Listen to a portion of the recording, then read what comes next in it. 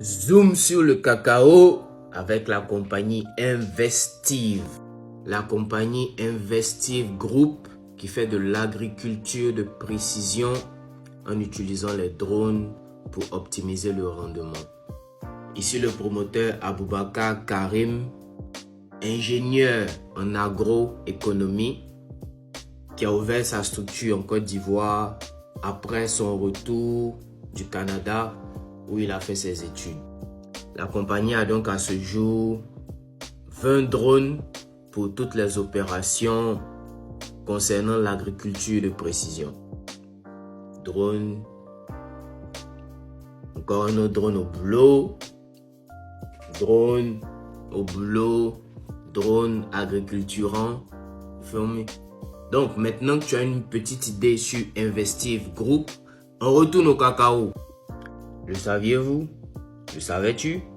Le cacao vient des Amériques et était consommé et utilisé chez les Aztèques et les Mayas. Si tu ne connais pas les Mayas ou les Aztèques, ils font juste partie des peuples qui étaient là avant l'arrivée de Christophe Colomb en Amérique. Donc tu dois juste retenir que les peuples indiens qui étaient là bien avant de la soi-disant Amérique consommaient déjà le cacao,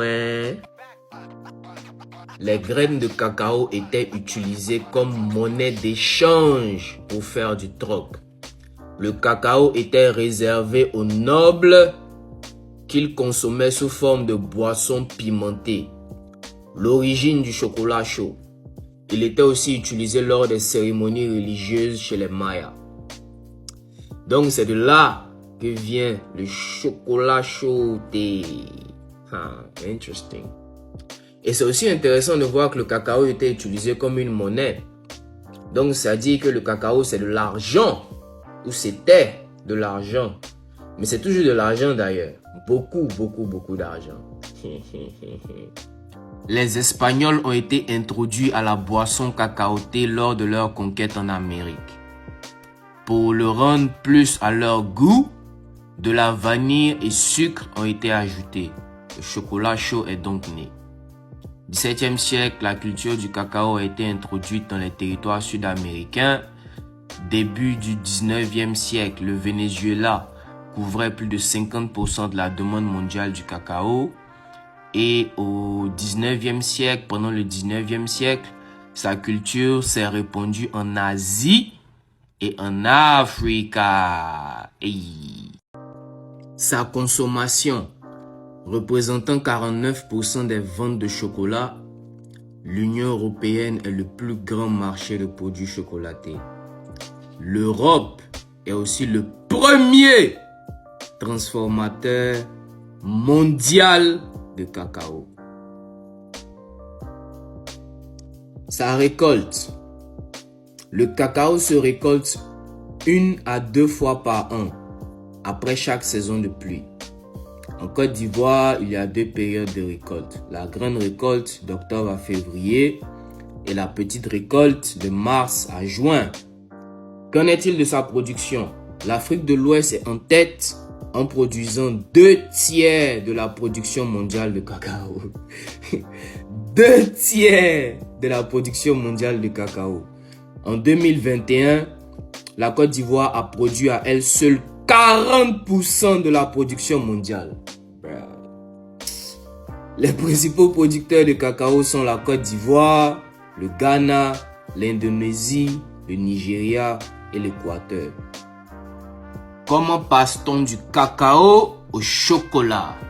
Du cacao au chocolat. Du cacao au chocolat. Principalement connu pour le chocolat, le cacao subit une transformation en 9 étapes. Le cabossage, première étape. La fermentation, deuxième étape. Ensuite, le séchage, la torréfaction, le concassage, le broyage, le malaxage. Le deuxième broyage, après le malaxage. Et la dernière étape, le conchage. Dans une prochaine vidéo, bien sûr, on va aller un peu plus en détail avec chaque étape. Si ça vous intéresse, répondez en commentaire. Plus de détails sur les étapes et on va effectivement faire une vidéo où on va essayer d'expliquer un peu plus en détail chaque étape du processus de transformation du cacao en chocolat.